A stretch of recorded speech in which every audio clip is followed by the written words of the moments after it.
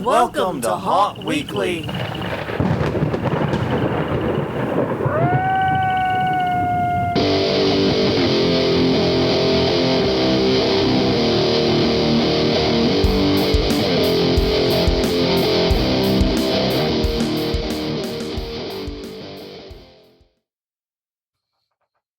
Hello, everyone. I'm Jonathan. I'm Crystal. And this is Haunt Weekly, a weekly podcast for the haunted attraction entertainment community. Whether you're an actor, owner, or just plain aficionado, we aim to be a podcast for you. And we return to you this week humble. Because for the first time in 450 plus episodes, we missed a week last week. Yeah. I would have done a redux, but we heard you guys' feedback. You don't like the reduxes. I'm going to save the reduxes for when there's a situation that calls for it. Yeah. Like, an event calls for it, makes it appropriate to revisit an episode. But, yes, we decided we would heed your advice and miss. And it hurt my soul a little bit. But yeah. I do agree it was the correct thing to do. But we had valid reasons. Mm-hmm. There was a lot going on around the time we normally would publish, and we'll talk more about it in a minute. But we were under the gun of Hurricane Francine last week. So we're going to talk about the storm. We're going to talk about the work we did in our haunt this past 2 weeks. And we're going to talk about a mobile game. Yeah. It's called Happy Escape Tycoon. Probably the worst name. Yeah, it's the worst name for the type of game it is. Yeah, well, we're going to get into that. But definitely, if none of that strikes your fancy, like I said, there's over 450 other episodes. Go ahead and check them out at hauntweekly.com, Haunt Weekly on Twitter, Haunt Weekly on Facebook, and youtube.com/hauntweekly. All right.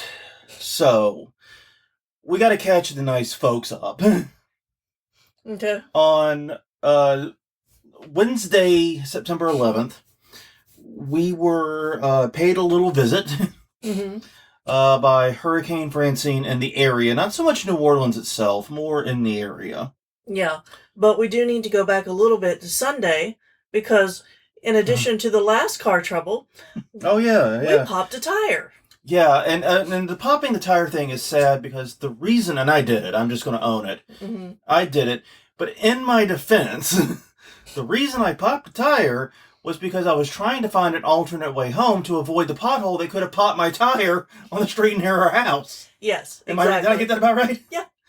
So I managed, in trying to avoid one potentially dangerous pothole, find another one street over.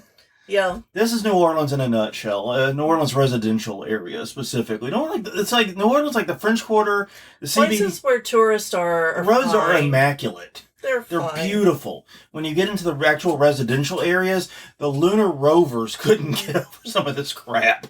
Yeah. That skateboard we sent to Mars going, fuck this. Mm-hmm.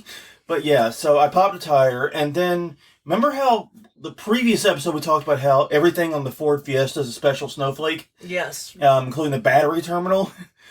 So are the tires. Yes, so when we took it to get it fixed on Monday, dropped it off. No, Tuesday. We took it to get it fixed on Tuesday. No, we did it on Monday. You're right. We did it Monday. You're right. It was Monday. You're right. Yeah.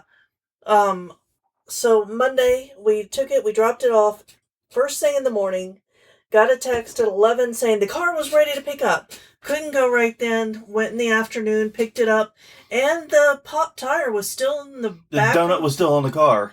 Yeah, the donut was on the car, and the tire that was popped was in the hatchback. And I want to say I'm proud of us, because even though swapping over to the spare was a stressful thing, and something we've never done on this car, we've done it on other vehicles, right. But every car has got its own weird quirks with the shit I found. And so, so getting a jack on it, and I gotta say, the free jack we got with that car has to be the worst jack in the fucking world. I think they always are. I think that's a rule. Yeah, but we got it. We got it changed without really taking that long, and or not any real, arguments or any tension. It was actually a fairly smooth process to get the spare on. It's just everything that happened after that was a fucking nightmare. And it was really bad because sometime Monday through Wednesday, sometimes depends, is when we do our usual grocery shopping. Yeah. And by Monday, by Monday afternoon especially, there was a fairly clear indication that the storm was coming nearby, at least. Mm-hmm. At that time, I think they were still saying it was Baton Rouge, Lafayette area, further to the west, but it was coming somewhere in the region.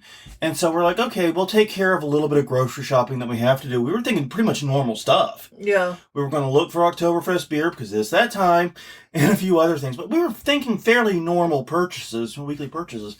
We get to the front of Walmart, and it is a zoo of panic buying. Yeah. I have never seen it like that in New Orleans. Yeah, we went to the front in order to look at the Halloween decorations. Yeah. Saw the line and got scared and got the fuck out. Yeah, we just fled. Yeah. We fled. And so we've been down to one car now. Supposedly, we're recording this on Monday. It'll be probably posted on Tuesday. We're making Tuesday our post day. Yeah. For various reasons. But supposedly on tomorrow morning, it will be, the tire's going to be there, and we have an appointment to actually get it fixed, and we'll have to claim our roadside hazard warranty and get it reimbursed and all that It's stuff. going to be a headache, because that was the problem, is they didn't have the tire, even though we bought the tires there. Yeah. And supposedly, when we bought our tires, and we had them ordered from like Walmart.com and they were shipped in, supposedly we had they shipped like a dozen of them. They were bitching about how many of those tires they got. Yeah. We only ordered 4. Not our fault. I very clearly put 4 in the box, little quantity box. So I don't know why the fuck you got enough to cover a fleet of Fiestas. But anyway, so that headache was going on, and then the storm hit. That was Monday, and then the storm kept tracking further east. And honest to God, I mean, the end result for us is no damage to people or property. Right. There's a leak in my office window that has been there for a while in some capacity, but became very difficult to ignore with the sideways rain. Yeah, it's the first time I've seen it leak. I have not actually seen it leak, but I have seen evidence of it. Yeah.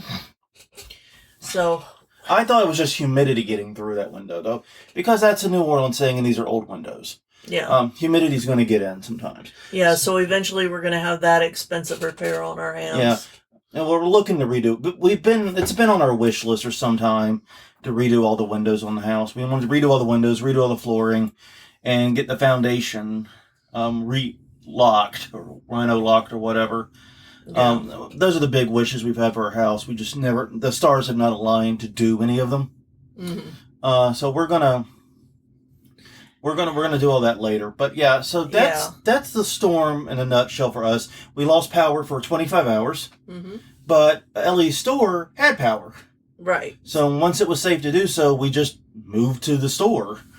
And it was actually a pretty okay experience. Yeah. All things considered. I mean, it was hot. Obviously, yeah. Well, I mean, I'm not obviously. Usually after a hurricane, we get a couple of days of beautiful weather. Yeah, well, and the storm rained until 4 or 5 in the morning, so we couldn't open the windows in the house. Otherwise, a lot more water would get in. Yeah, because even though we, didn't get the actual center part of the storm, it passed between us and Baton Rouge, basically. We were on the rainy side. Yeah. But not the windy side. Right. But it was frustrating. We lost power. Only about half the city lost power, though. Yeah. It seemed to be about a 50-50 split. Yeah, a lot of our friends who normally lose power did not. So and that's a lot of our good friends news. who normally don't lose power did. So yeah, it was very random who lost and who did not have power. Like I said, even though Ellie's store is about a mile away, that whole area had power. Ours didn't. Yeah. It was very, very touch and go there. So we had to deal with that. All the while, we've only realistically got one car because you don't want to drive on the spare too much. Yeah, so it was a storm. It was not Ida.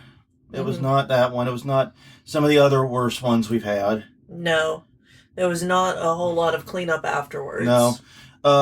If you'll recall, I don't know what episode it would be, but when we talked about Hurricane Ida coming through, we had the tree in the backyard that looked like it was about to collapse on the house. We had to pay to get that taken care of.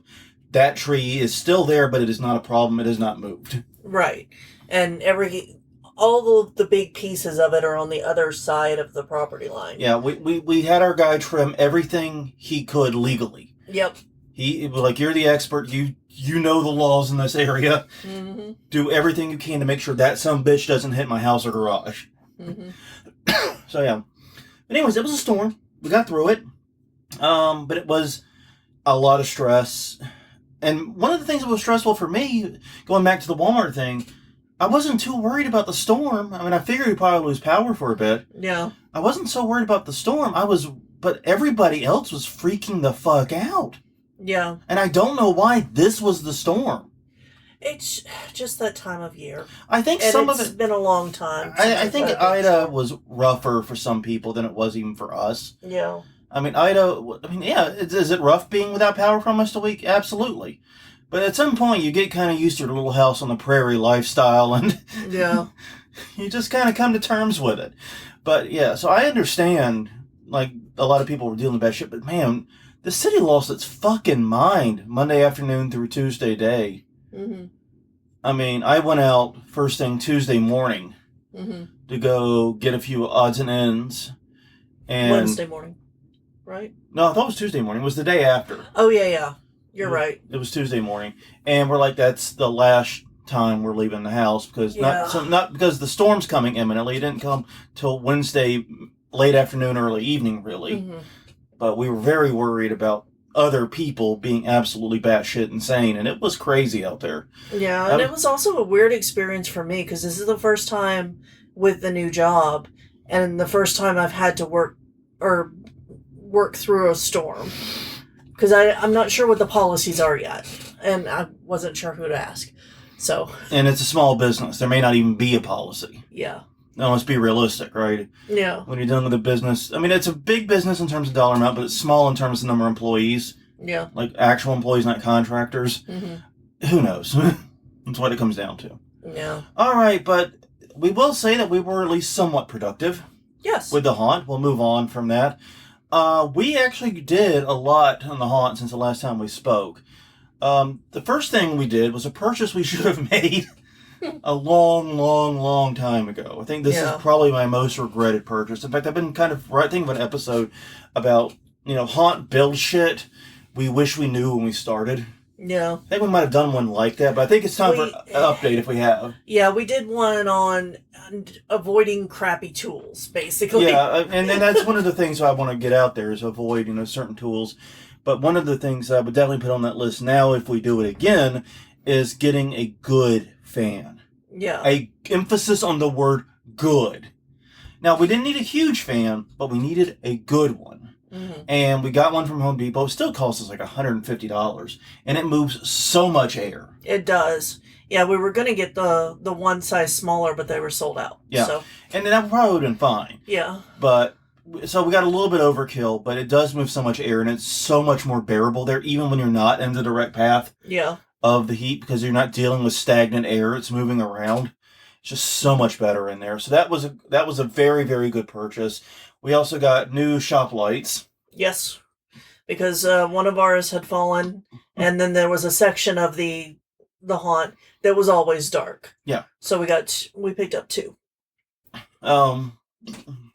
We did a lot of cleaning inside the haunt, including where the dog shit on the fucking floor. Yeah, all of that's gone. Mercifully. Yeah. But I think what honestly may wind up being the most important thing we did is organizing the tools. Yeah. Yeah. It took a long time. Yeah, we had 3 separate toolboxes, just stuff randomly thrown in. Yeah, with no... It was rhyme purely chaotic. No rhyme or reason, purely chaotic. And the thing is, like, we probably had a rhyme or reason at one point. We haven't done this probably in a decade. Yeah, it's been longer. A while. And the result of that is whatever rhyme or reason we started with was no longer in effect. Yeah. And so we went to Dollar Tree. We got some organizing boxes that are clear. And now I feel like I know where all of the fucking tools are. And basically, we've been doing this. We made some discoveries. We own, I'm shitting you not, 20 different markers. Right, for marking wood and marking cuts. We own 20 markers. We own 8 tape measures. That's because every time we put it down, we can't find it. We just go and buy another one. 8 tape measures. Oh, and by the way, new discovery today. I found a 4th staple puller in my office. Yeah, a 4th staple puller. I think there's 5 or 6 pairs of utility scissors. Oh God, yeah, so many 10 snips. Oh, the regular just plastic. the regular scissors. Yeah, and we own probably about the same amount of pair of 10 snips and an entire toolbox, small toolbox full of duct tape of all colors and varieties. Wow. Like, we made some discoveries of shit we had bought. It was also throwing away a lot. Bits and elements had been corroded. Some duplicative tools that were not in good condition. Some things that we just didn't know what the fuck they were. I have no idea of why we bought a nail punch. I know what a nail punch does. Yeah. But I don't know why we have it. Yeah, I don't know either. I don't know what we were thinking with it, because we're purely screw-based. So, yeah, and that was another important thing, getting all the impact driver bits in one place. Yeah. So we have our Phillips and our Torx bits and everything. Oh, my God. It made the work we did after that so much easier. It really did. We were not battling against finding every goddamn tool. And it's good because the work we did was frustrating the fuck enough on its own. It didn't need any help pissing me off. It did not.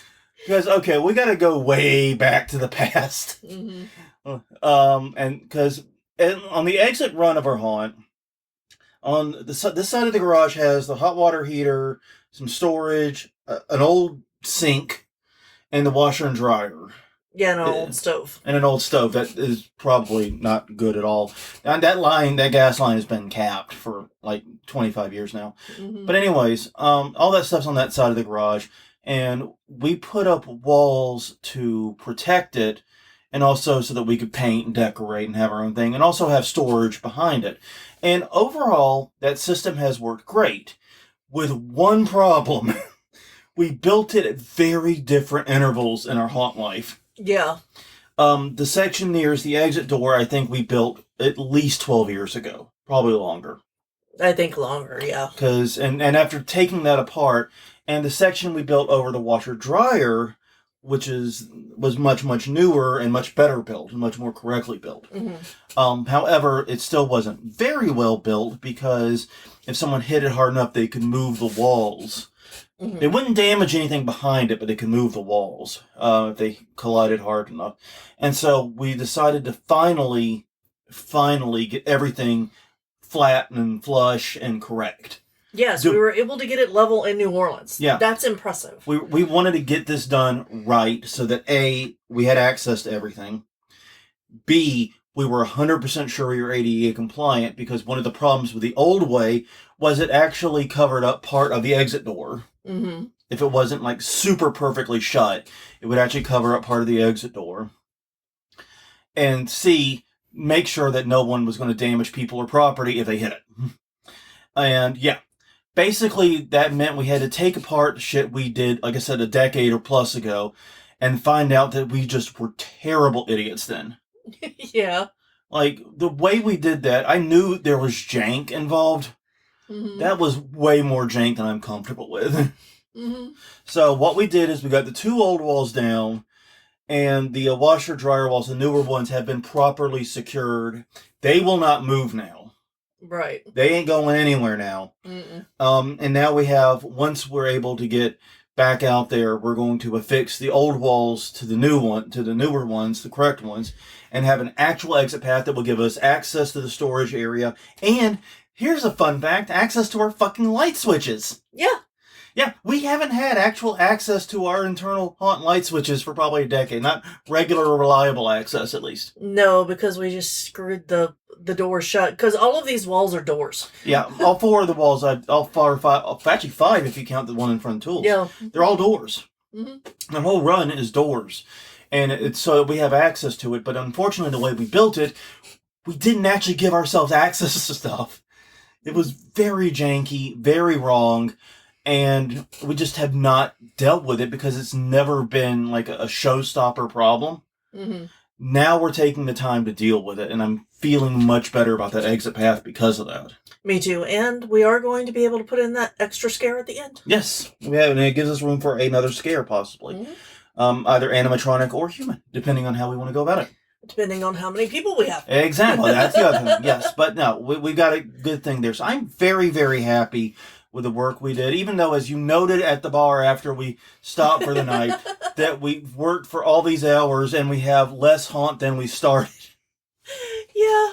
Well, we have, less than 45 working days until we open, so no problem. I'm still not too worried. Well, that brings us to the last question of the week Yeah, that we does. actually asked people. Which was, how is your haunt season shaping up? Okay, guys, normally this is where I go, so-and-so said blah, blah, blah. This person said blah, blah, blah, blah, blah. This person said blah, blah, blah. And then we do this whole thing. We have a little banter about it. We're not going to do that this time. No. Because basically speaking, I can't even read most of the comments because so many of them were just GIFs about being panicked or stressed or sad or frustrated. Yeah. Is that about it? Yeah. And it's like, I know how Elmo felt on Twitter when he asked how everyone was doing and got trauma dumped on. Yeah. I got a little taste of that because it's like, oh, wow, I thought we were having it rough. Yeah. It seems we're actually doing pretty well compared to a lot of... Yeah, like 80% of the answers were all stressed and not ready or behind schedule. Near, yeah. And one person posted the GIF of the guy that walks in with the pizzas and the whole room's on fire. Yeah. But other people posted their hair running around on fire, things like that. Yeah. Basically, it turned into a giant GIF battle of we're all panicking and this is fine. Yeah. Yeah, and then the last 10% were opening that weekend, so they had to be ready or else, Yeah, so... there was no in-between, really. And speaking while we're on this particular topic, though, a shout out to our friends at Decomposed Haunted House. Mm-hmm. They are out there in Homa, which was much more directly in the path of the hurricane than we were. Right. They sustained... I've got mixed reports from them on the damage. Yeah, they are out there. They've brought in some of their crew, and they've been working all weekend because they opened this coming weekend, I think. Is either this week, the 28th? No, they opened the 28th. They opened the weekend 28th. after. They have another weekend. They got hit pretty hard. Their ticket booth and other areas were completely destroyed, and there was some damage to the haunt itself. They are actively working on repairing. Guys, we're thinking about you. Yeah. We love you. Hope you're able to get everything fixed. And we extended an offer to go help if needed. We have not been asked. Mm-hmm. And I understand we're realistically not close enough to provide much help. Right. We're about 90 minutes away from them. But, hey, if they called, I'd be there. Mm-hmm. I'm just saying. I'd stop what I'm doing because, we're haunters and this is how we operate. Yep. I know that when 13th Gate flooded... No, when House of Shock flooded, huh? Rise flooded. Oh, Rise flooded. 13th Gate brought the blower motors over to dry it out. This is what we do. Mm-hmm. We're a community. And when House of Shock was destroyed by one storm, or had this facade destroyed, haunters from all the other haunts came and helped rebuild. Yeah. This is what we do. And that's one of the things I love about this community is we fight and we thrive in the face of adversity. Mm-hmm. Okay, well, all of that, and we still have got to do... this week's question of the week. Mm-hmm. We are planning tentatively a trip to Kansas City first week of October. So we'll be talking more about that probably next week. Yeah, so we're already way behind on this episode. This episode's already going long. But when we go to Kansas City, where should we go? Yeah, so basically we're going from New Orleans to St. Louis. To St. Louis with a stop but a detour over to Kansas City first. Yeah. We will be in that area the 3rd, which is a Thursday, and the 4th. Yeah. I'm not sure about the 5th. I think the 5th is going to be a travel to St. Louis. Yeah, because the baby shower is the 6th, correct? Yep, Sunday exactly. 6th. Yeah. So, but yeah, what haunts should we see, especially Friday, October 4th in Kansas City? Please let us know. HauntWeekly.com, Haunt Weekly on Twitter or X or whatever.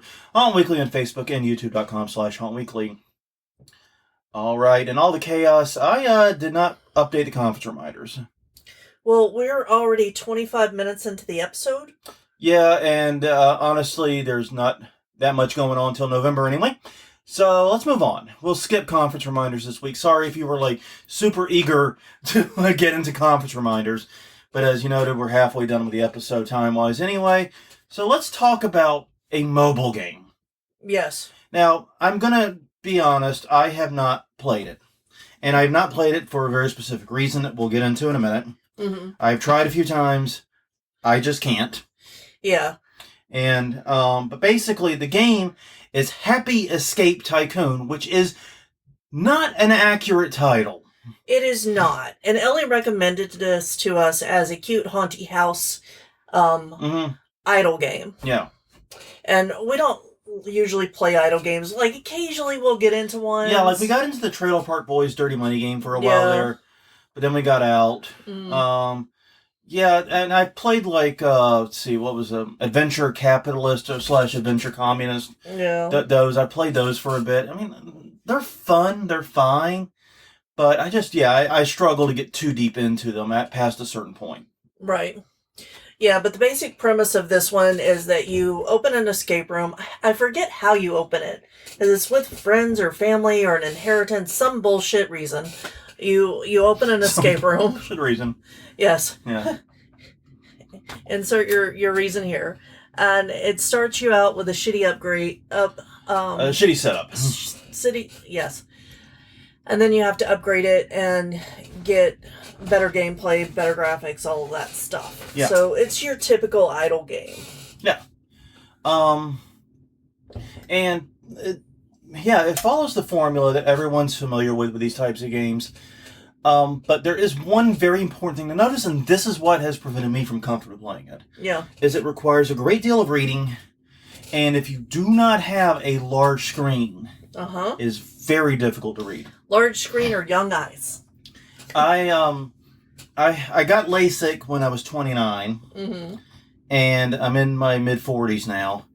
And so I've gotten over a decade and a half of perfect vision, but more in the recent years, I've needed readers for some things. But even with my readers, some of this text is very hard to read. And I just couldn't struggle through it. Now, Ellie said there was a way to zoom in. Yeah. I think that might be an accessibility feature on the phone, not in the game itself. But we really struggle. And we both have iPhone 13s.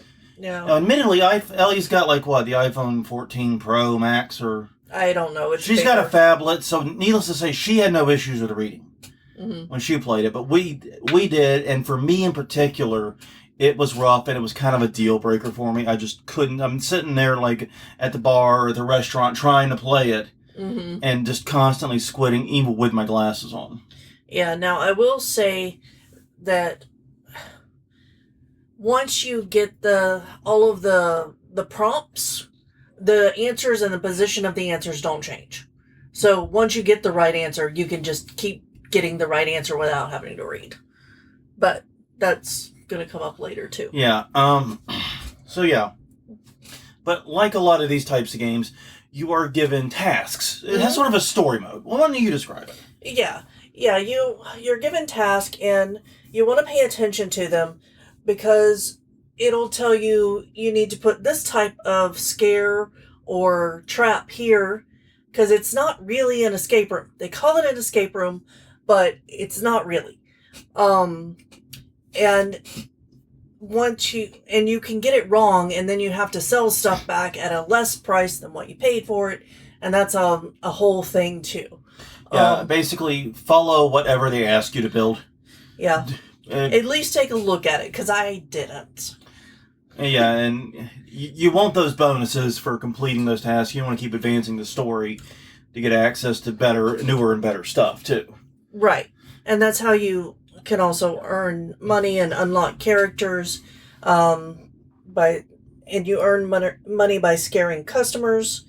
And it's pretty good. And that you eventually open up 5 different attractions for the residents, which are your customers, to go through. The Horror Hospital, the Spooky Graves, Creepy Castle, Haunted Campus, and the Mossmouth. Yeah, and for the record, we don't know if we're reading Mossmouth right. Yeah. We both sat here looking at it right before we started recording to make sure that was it.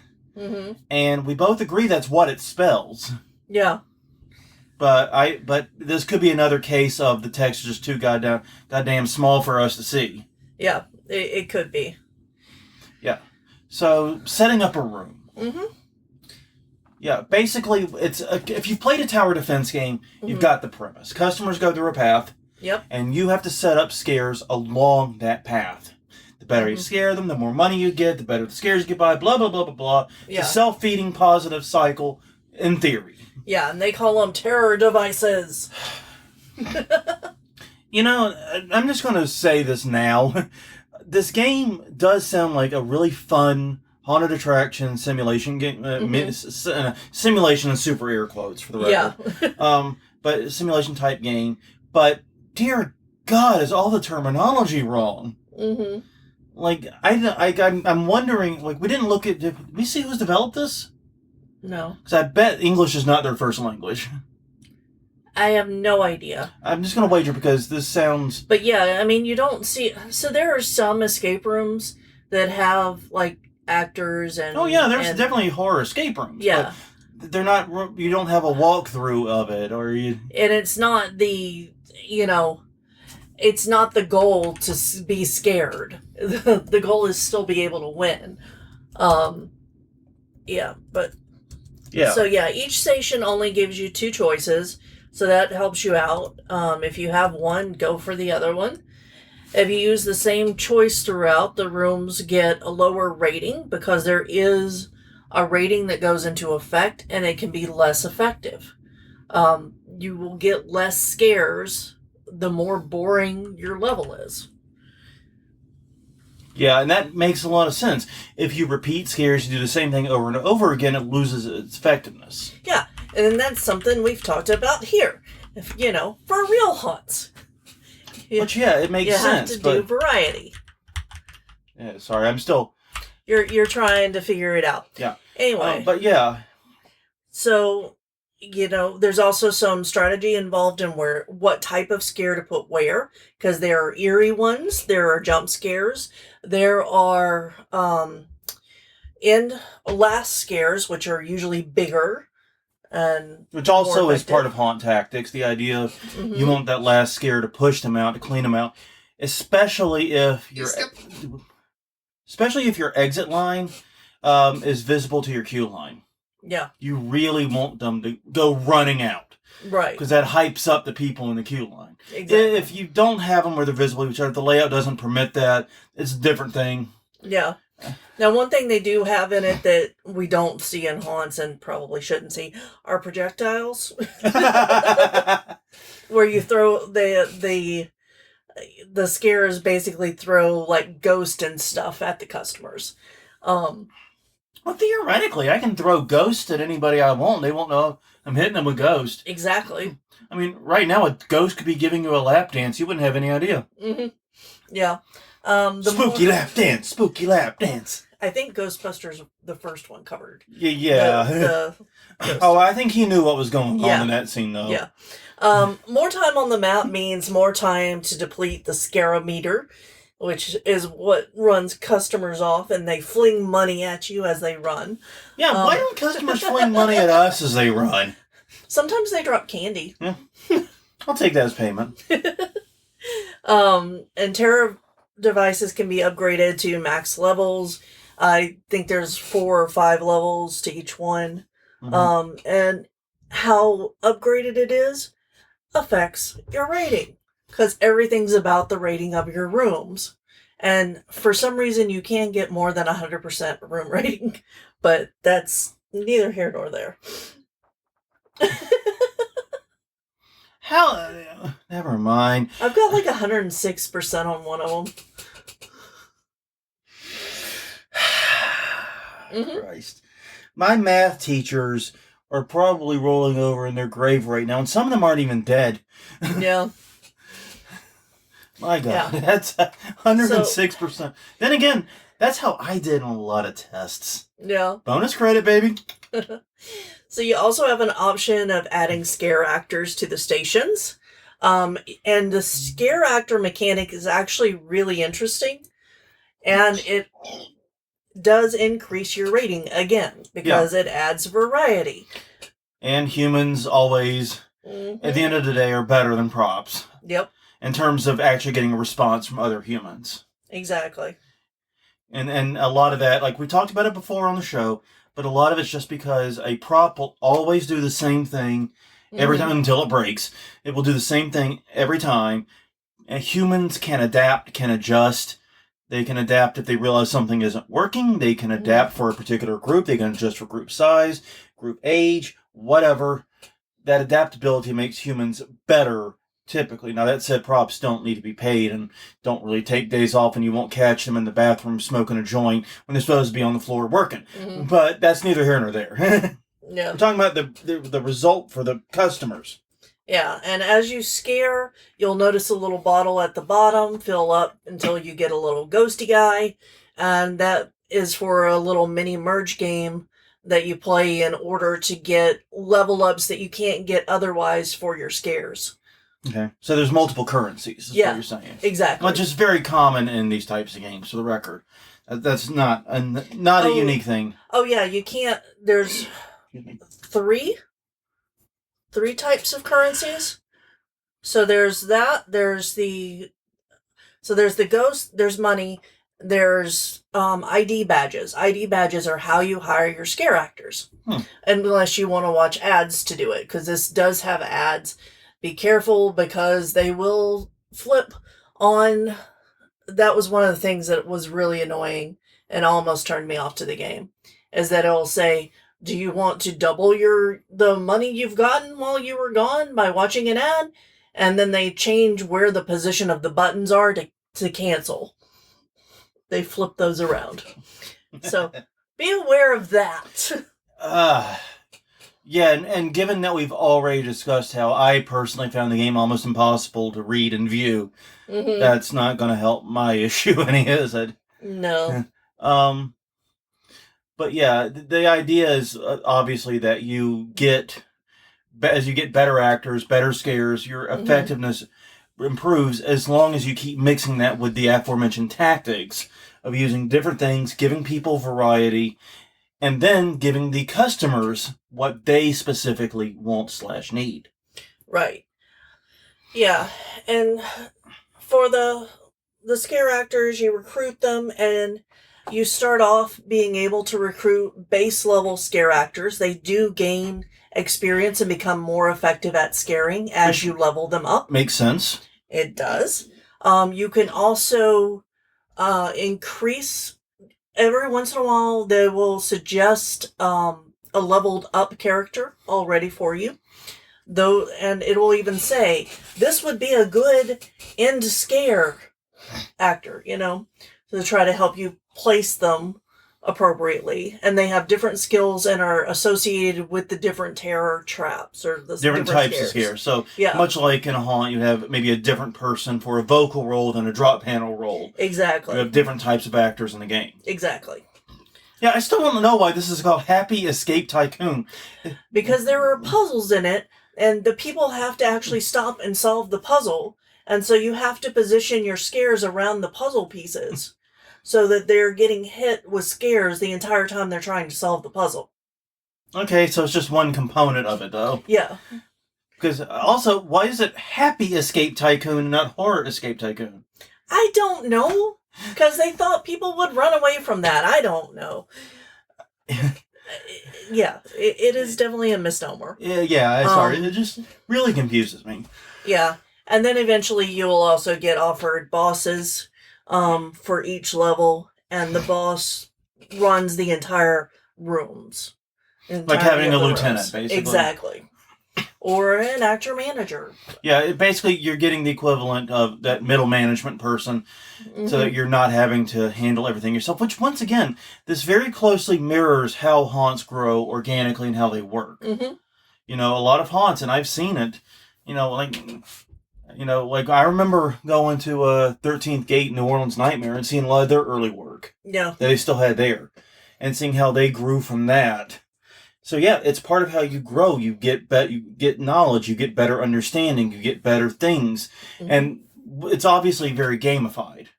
Where obviously in a real haunted house, you don't always know.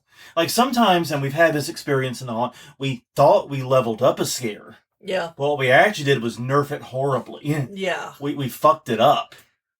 And that's happened plenty of times to us. So obviously it's not, reality is it's not linear. You can go backwards, which doesn't seem to be a thing here. But basically, yeah, I like this idea of trying to take the experience of growing a haunt from one person and a bunch of random BS automated scares into an actor-driven tycoon haunt where you are hiring managers and hiring people to run certain zones and things. That's very much how haunters dream to grow.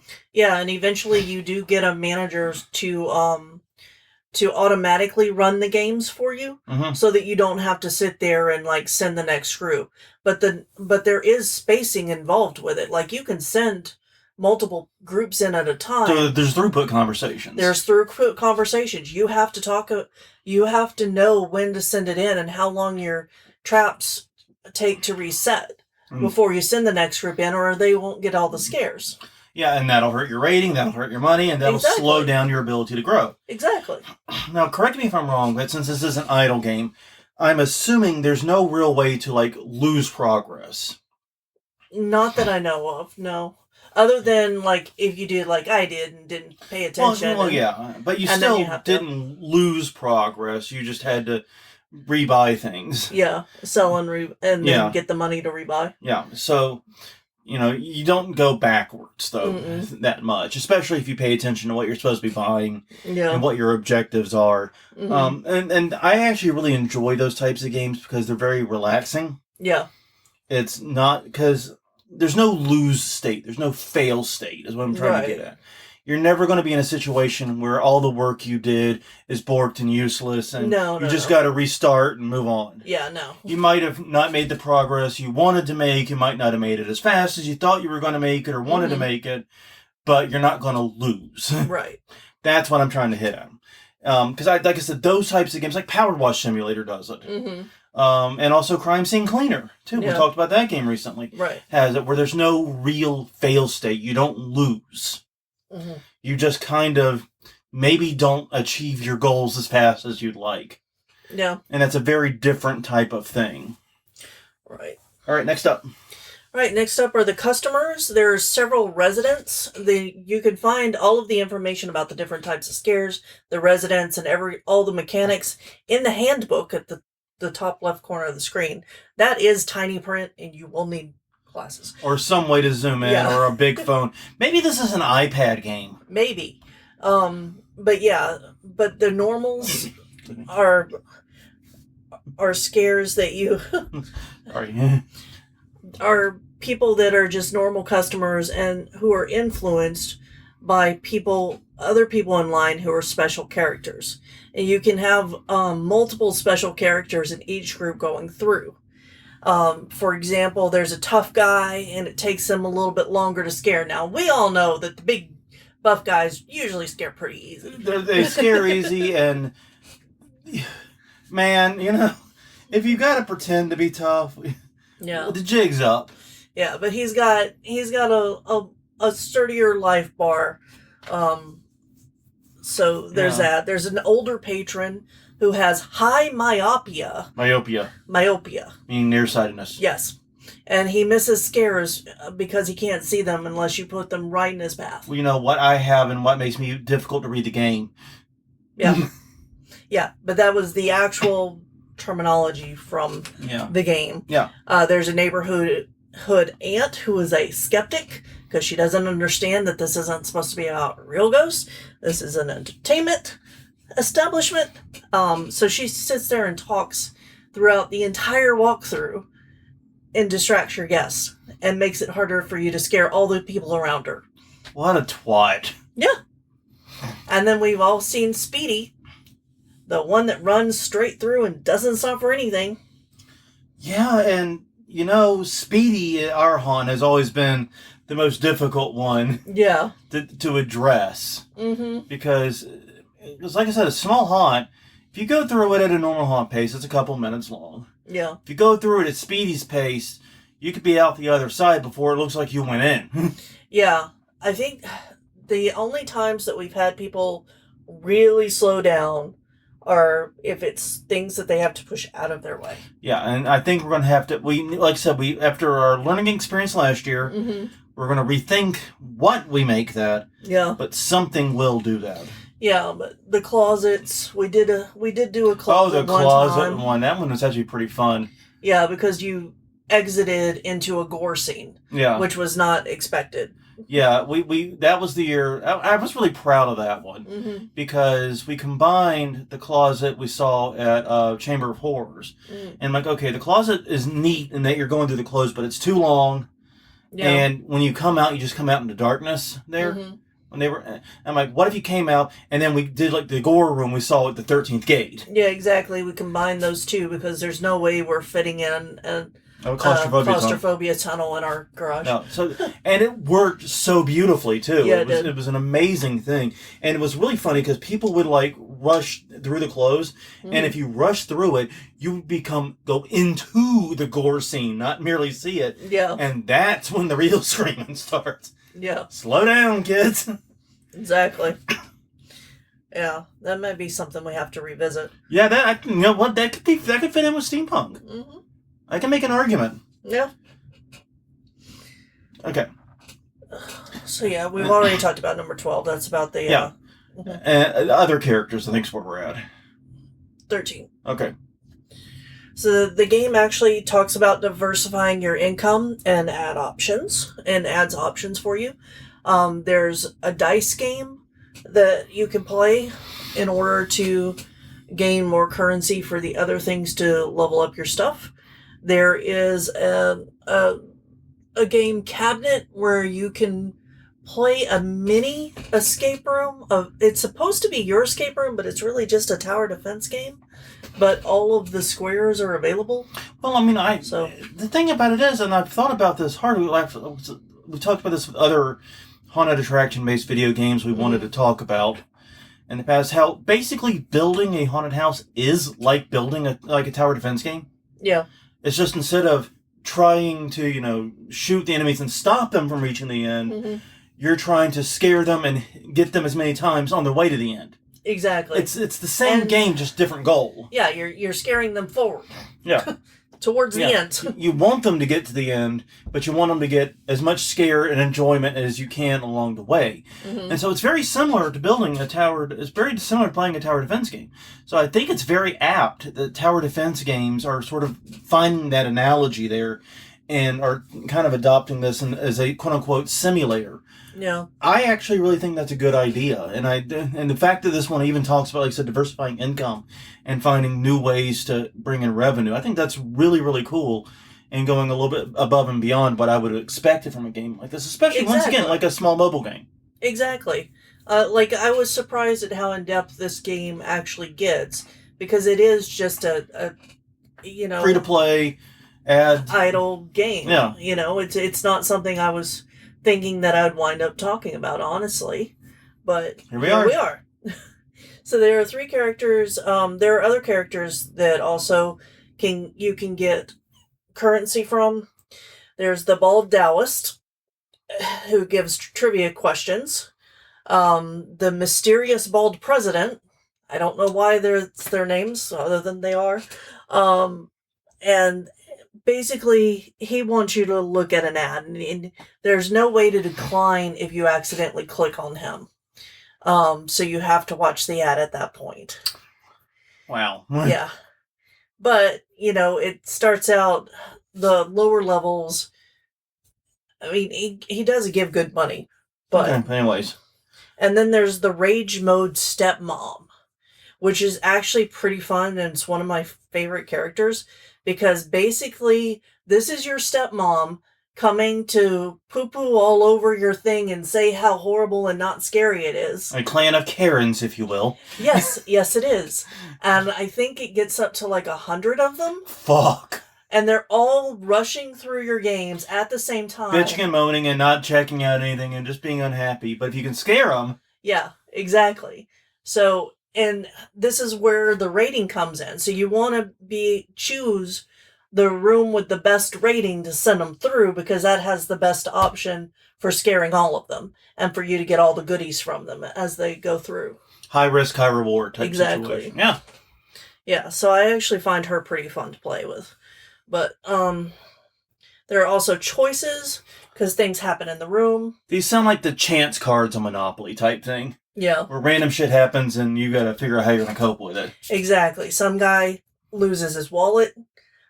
You're given the choice, do you announce it on the loudspeaker that somebody's lost their wallet, or do you find the customer individually based off the photograph in the wallet? And, and it tells you why it's wrong if you go with one of the choices over the other. Okay, which one is the right one in that one? The right one is to go to the customer individually. Okay, why? Because you would put the loudspeaker over the entire haunt and disrupt the immersive experience that the other customers are having. You see, that frustrates me because you should have a PA for front of house. Yeah. You know what I mean? Yeah. I think the game fell short on that one. I'm gonna say that. I think that because you should have if you're a large enough haunt that you have this situation, you should have a PA for front of house that doesn't reach back of house, and that way, like when someone's finished and cleared the haunt, you can give them their wallet back. Well, that's what they're talking about, is doing that. It's like, it's the internal headsets between the employees that get it back to them. Yeah, but on the other side. You could also like communicate with the parking lot and outside in front of house too. Oh, gotcha. I think that's what I'm talking about. Yeah. I don't know why you would use a loudspeaker inside the haunt to track someone's wallet down. No. Exactly. There's a weird noise that happens. I'm not going to tell you the right answer because the wrong one's hilarious and everybody should go and look for that one. And then someone hurts their leg. How do you handle that? The guy is falling all the time. I think he just wants the insurance payout. No, the guy that comes and picks him up and takes him away to just come and rescue him every time. This is I think it's a love thing. Yeah. All right. I mean, obviously, I know how you handle it in an actual haunt. Yeah. But I won't ask again how you handle it in the fake haunt. Yeah. But I was just curious for the lost wallet one because I can see arguments either way. Yeah. Anyway. Yeah. But so eventually you automate all the rooms, like I had mentioned earlier, and there is the element of pacing that matters. And throughput, yeah. Pacing matters, throughput matters, where you put your scares matter, diversifying your scares matters, and diversifying your options for how and much recruiting you play. the best people for the best positions matters. Exactly. Playing to people's strengths matters. Yeah, no, this sounds like a surprisingly in-depth haunted attraction simulator for what is functionally a idle game mixed with some tower defense elements. Yeah, exactly. And that is pretty cool. I really do wish I could have played more of it. I did make several runs at it, but I just could not read it, even with cheaters on. Mm-hmm. I don't know, man. Maybe I need to turn the accessibility features on my phone to zoom in or something. Maybe give it another try. Mm-hmm. But it's so frustrating to not be able to read it. I'm glad you were able to get through it, though. Yeah. Well, I think that's it. Yeah, that's it. Well, on that note, everyone, thank you very much for joining us on this rather meandering episode of Haunt Weekly. This was Haunt Weekly episode 458, Happy Escape Tycoon. Check out more Haunt Weekly at hauntweekly.com, Haunt Weekly on X/Twitter, Haunt Weekly on Facebook, and YouTube.com/Haunt Weekly. Until next time, I'm Jonathan. I'm Crystal. And we will see you all next week.